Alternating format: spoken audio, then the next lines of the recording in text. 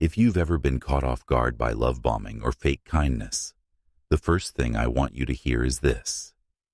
This is not a sign that you're weak, desperate, or bad at reading people.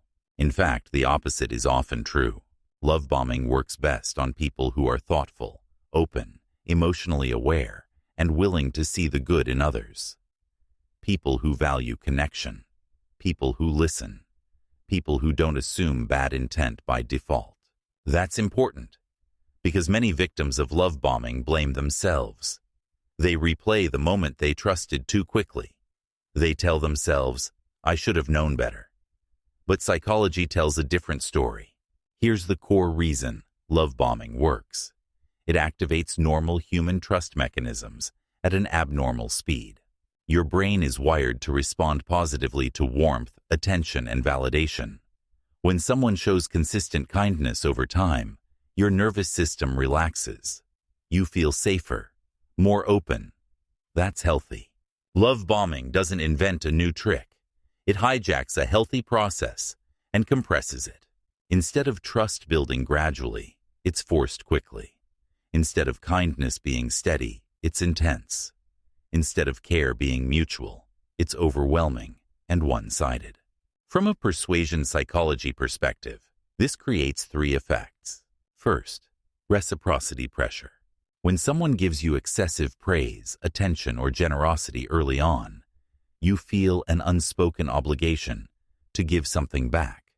Time, loyalty, emotional access, even if you never agreed to that exchange consciously. Second, emotional acceleration. Strong emotions narrow your ability to evaluate risk. When you feel chosen, admired, or deeply understood, your brain prioritizes connection over caution. That's not irrational. It's human. Third, identity reinforcement. Love bombing often mirrors who you want to be seen as. Kind, special, competent, emotionally deep. When someone reflects that identity back to you intensely, it feels validating and hard to question without feeling rude or ungrateful. Notice something you didn't hear here. Stupidity. None of this requires low intelligence. It requires normal social wiring. And this is where ethical clarity matters. Understanding love bombing is not about becoming suspicious of kindness. It's about recognizing when kindness is being used as a lever instead of a gift. In this video, we're not going to turn you into someone cold or closed off. We're going to give you awareness, language, and boundaries that allow you to stay warm without being manipulated.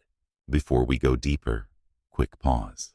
Next, we'll break down why fake kindness feels so convincing in the moment, and how to spot the difference between genuine care and strategic affection. Early, calmly, and without confrontation. To protect yourself from love bombing, you first need to understand why it doesn't feel fake when it's happening. Most people assume manipulation feels obvious, pushy, aggressive, uncomfortable. But love bombing works precisely because it doesn't trigger your alarm system.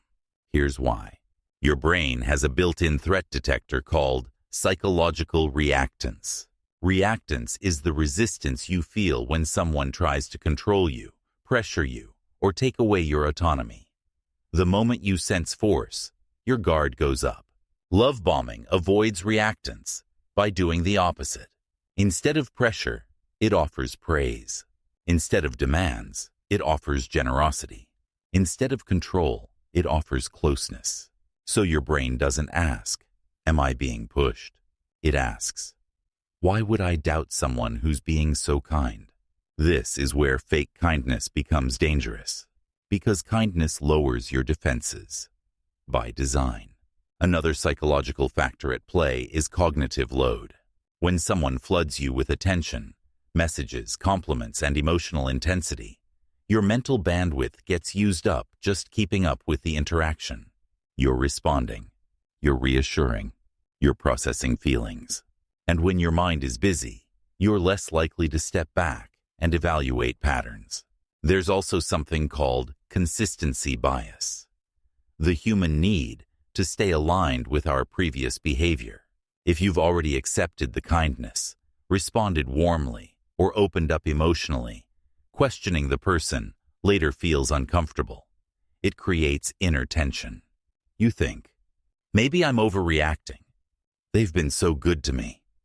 I don't want to seem ungrateful. That hesitation isn't weakness.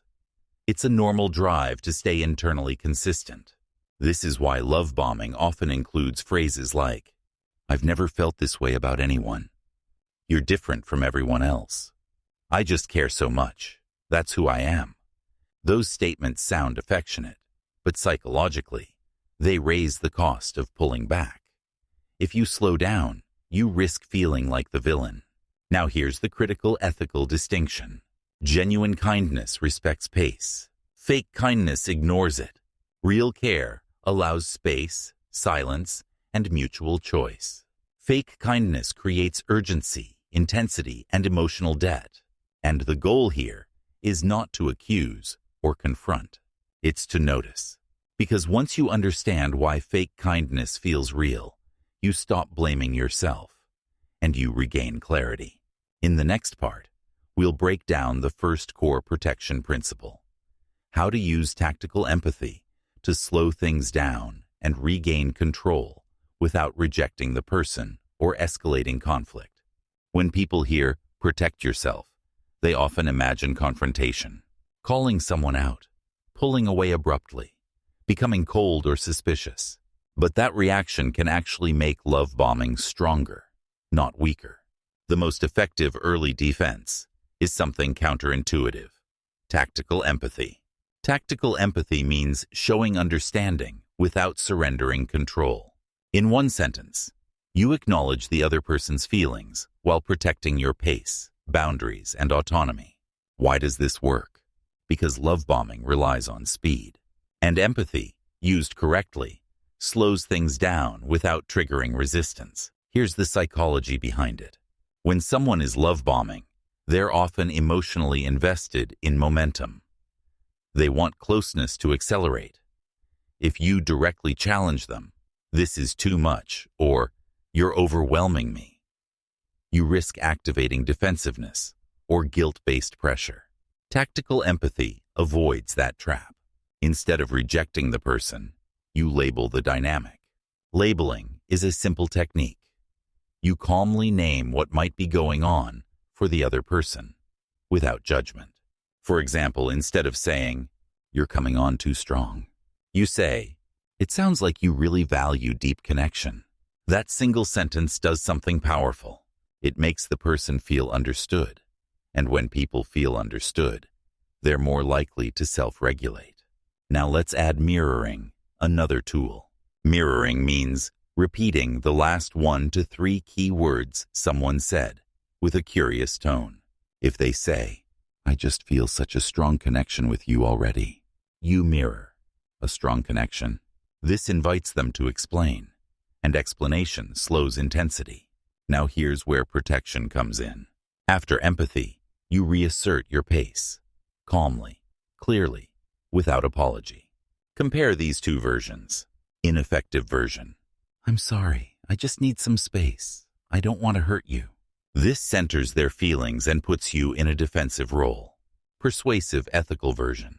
I really appreciate the care you're showing. I tend to move more slowly with new connections. Notice what's happening. Appreciation without obligation. Boundary without accusation. Pace without rejection. You're not asking permission. You're stating a preference. This is crucial. Boundaries work best when they're framed as self-knowledge, not criticism. Another powerful tool here is the calibrated question. A question designed to invite reflection instead of agreement. For example, how do you usually like to pace things when you're getting to know someone? That question does 3 things. It shifts focus from emotion to behavior. It tests whether they respect boundaries. It gives you information without confrontation. Healthy people adapt. Manipulative patterns push back. And that's the point. You're not trying to expose or accuse. You're creating conditions where respect reveals itself. In the next part, we'll break down framing and authority, How to sound grounded and confident, so fake kindness can't override your judgment or pressure you into emotional debt. Once you slow things down with tactical empathy, the next layer of protection is framing, specifically how you present yourself, your pace, and your decisions. Framing is a core principle of persuasion psychology. In simple terms, people respond less to what you say and more to how you define the situation. Love bombing works best when the frame is emotional urgency. This is special. This is rare. This needs to move fast. If you unconsciously accept that frame, you start making decisions from pressure instead of clarity. Your goal isn't to argue with their frame. Your goal is to replace it with a calmer, steadier one. This is where quiet authority comes in. Authority doesn't mean dominance. It means self-trust that doesn't need approval. People with quiet authority don't over-explain. They don't apologize for having preferences. They speak as if their pace is normal, because it is. Compare these two responses. Weak frame. I don't know. I just feel like maybe this is moving a bit fast. Sorry if that sounds weird. This invites debate. It signals uncertainty. Strong ethical frame. I enjoy getting to know people over time. That's how I decide what feels right for me. Notice the difference. No apology. No accusation. No emotional defense. You're not reacting to their intensity. You're defining your standard. That's authority. From a persuasion perspective, this works because of commitment and consistency. When you present your behavior as part of who you are, not a reaction to them, people are more likely to accept it without resistance. Here's another example. Instead of, I just don't want to rush into anything, try. I make better decisions when things develop gradually. That sentence reframes slowness as competence, not hesitation. Now let's talk about fake kindness specifically. Fake kindness often relies on emotional remember me points. After everything I've done for you, I've been nothing but good to you. This creates emotional debt, the sense that you owe continued access or compliance. Quiet authority breaks this by separating appreciation from obligation. Here's the script. I appreciate the kindness you've shown. I still make my decisions based on what feels sustainable for me. That line does two things. It acknowledges kindness, empathy. It rejects debt, autonomy. No attack, no guilt, no escalation. This is what ethical influence looks like. Clarity without cruelty. If this changed how you think about influence, comment confidence below. In the next part, we'll examine commitment and consistency. How love bombers use small emotional agreements to lock people in, and how to stop that process early and calmly. By the time love bombing becomes obvious, many people are already entangled. Not because they agreed to something big, but because they said yes to many small things. This is where one of the most powerful principles of influence comes in: commitment and consistency. In simple terms, people feel psychological pressure to stay aligned with what they've already agreed to, even if those agreements were small, informal, or emotional. Love bombing exploits this gently, almost invisibly. It doesn't start with, promise you'll always be here. Commit to me. It starts with, can I text you good morning every day? You remember me as someone important, right? We're on the same page about us, aren't we? Each yes seems harmless, but together they form a story you feel obligated to live up to. Now add fake kindness on top. When generosity, praise, or emotional support comes first, your brain starts to link agreement with being a good person. Pulling back later feels like a moral failure, not a personal choice.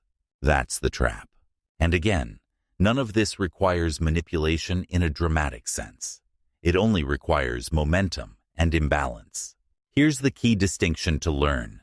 Healthy connection asks, then adapts. Unhealthy dynamics ask, then assume. So how do you protect yourself without becoming rigid or defensive? You interrupt commitment early, gently, and verbally. Let's look at two versions. Unprotected response. Yeah, sure, that's fine. That answer closes the door. You've agreed, even if you didn't mean to long term. Protected response. I'm open to that sometimes. I like to see how things develop naturally. That single sentence keeps your autonomy intact. You're not rejecting the idea. You're rejecting automatic continuation. Here's another powerful tool: the calibrated question. Instead of agreeing, you ask a question that invites reflection. For example, what does that look like for you over time? Or, how flexible are you if things evolve differently? These questions do something subtle but important. They move the conversation from emotion to expectation, and expectations reveal intent. Healthy people respond with curiosity. Pressure-based dynamics respond with urgency or guilt. Finally, watch for future locking language. Always. Never. We. From now on. You remember this rule. You don't owe consistency to a dynamic that was never mutually chosen. In the next part, we'll do something very practical. We'll upgrade your language. Exact phrases to replace guilt-driven responses so you can stay warm, ethical, and clear in real conversations. By now, you understand the psychology behind love bombing and fake kindness. But insight alone doesn't protect you in the moment. What protects you is language. Most people don't lose control because they lack boundaries. They lose it because they can't find the right words fast enough. So they default to apology, explanation, or silence. This part is about replacing those default reactions with calm, ethical phrases that hold your ground without creating conflict. Let's start with a common mistake: the guilt-driven response. I'm sorry, I just don't want to hurt you. This sounds kind, but it hands away power. It frames your boundary as a problem that needs forgiveness. Here's the upgrade: boundary without guilt. I want to be honest about my pace, so expectations stay clear. No apology, no blame, just clarity. Now let's look at fake kindness leverage. When someone reminds you of how much they've done. Pressure phrase: after everything I've done for you.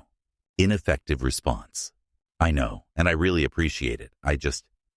That response accepts emotional debt. Protected response: I do appreciate it. I still make decisions based on what feels right for me. Appreciation stays. Obligation disappears. Next, intensity disguised as affection. Pressure phrase: I just care so much. That's why I'm like this. Weak response: I know. I guess I'm just not used to it. That invites persuasion. Grounded response: I value care that grows at a pace both people are comfortable with. Notice the frame: mutual, calm, non-negotiable. Now let's use mirroring to slow things down. If someone says, "You're the only person I can talk to like this," you mirror. The only person? This isn't sarcasm. It's curiosity, and it often prompts reflection or reveals pressure. One of the most powerful tools here is the "that's right" summary, a short recap that shows understanding without agreeing to more. For example, so you feel close quickly, and connection matters a lot to you. When they say, "That's right," their nervous system relaxes, and you're no longer being pulled forward. Then you add your boundary. For me, trust builds over time. Short, clear, final. Here's the rule to remember. Kindness does not require speed. Clarity does not require cruelty. Share this video with one friend or coworker who's smart but keeps getting talked over. In the next part, we'll bring everything together with real-life scenarios, step by step, so you can see how these tools work in real conversations, not just in theory. Understanding tools is one thing. Using them calmly in real conversations is another. So in this part, we're going to walk through real-life scenarios where love bombing or fake kindness often shows up, and apply the full influence blueprint step by step. No confrontation, no drama, just clarity. Scenario 1. Early intensity in a personal connection. Imagine someone you've recently met. They text constantly, compliment you heavily, talk about how rare your connection is. They say, "I've never felt this comfortable with anyone so quickly." Step 1. Tactical empathy. Label. It sounds like connection comes easily for you when you feel it. You're not agreeing. You're understanding. Step 2. Mirroring. Slow it down. So quickly. This invites explanation instead of escalation. Step 3. Frame your pace with quiet authority. I enjoy getting to know people gradually. That's how I build trust. No apology. No accusation. If they respect it, intensity softens. If they push, you've learned something important. Scenario 2. Kindness. Used as leverage. Someone reminds you how supportive they've been. They say, "I've been nothing but good to you." Step 1. Separate appreciation from obligation. I do appreciate the support you've shown. Step 2. Reclaim autonomy. I still make choices based on what feels healthy for me. Notice, you didn't argue facts. You defined your boundary. Scenario 3. Future locking language. They say, "We're always going to be like this, right?" Step 1. Calibrated question. What does always look like to you? This shifts emotion into clarity. Step 2. Gentle reframe. I like letting things unfold instead of locking them in early. Healthy dynamics adjust. Unhealthy ones resist. Mini practice. Do this mentally. Think of a recent interaction where kindness felt intense. You felt pressure to respond a certain way. Rewrite one sentence using this structure. Acknowledge. State your pace. End cleanly. Example. I appreciate the care you're showing. I move more slowly with new connections. That's it. No extra justification. If this changed how you think about influence, comment. Blueprint, so I know you're building your skills on purpose. In the final part, we'll lock this into a simple, repeatable framework, plus a short ethical influence challenge you can use this week to protect yourself without becoming guarded or cynical. Let's bring everything together into a simple framework you can carry with you. Not just for love bombing, but for any situation where kindness starts to feel like pressure. Here's the core truth this entire video rests on. You don't need to become colder to protect yourself. You need to become clearer. The Ethical Influence Blueprint. 4 steps. 1. Notice the speed, not the words. Genuine care shows consistency over time. Manipulative dynamics push intensity early. Your job isn't to judge intent. It's to observe pace. 2. Use tactical empathy to slow momentum. Acknowledge feelings without agreeing to escalation. It sounds like connection matters a lot to you. I hear how much you care. Understanding creates space. 3. Frame your pace as self-knowledge, not rejection. This is where quiet authority lives. I make better decisions when things unfold gradually. That's how I build trust. No apology, no explanation spiral. 4. Interrupt emotional debt early. Kindness is not a contract. Appreciation, obligation. Warmth, access. You can value generosity without owing compliance. Your 7-day influence challenge. Over the next week, try this once. When someone's kindness feels intense or pressuring, use one sentence from this video. Just one. Not to confront, not to correct, just to clarify your pace. Notice what happens. Healthy people adjust. Unhealthy patterns reveal themselves. Either way, you win clarity. One final reframe. Love bombing works by making you feel like you're responsible for someone else's emotions. Ethical influence reminds you of something quieter, stronger, and more true. You're responsible for honesty, not for managing someone else's expectations. That's confidence without cruelty. That's boundaries without bitterness. That's influence built on integrity.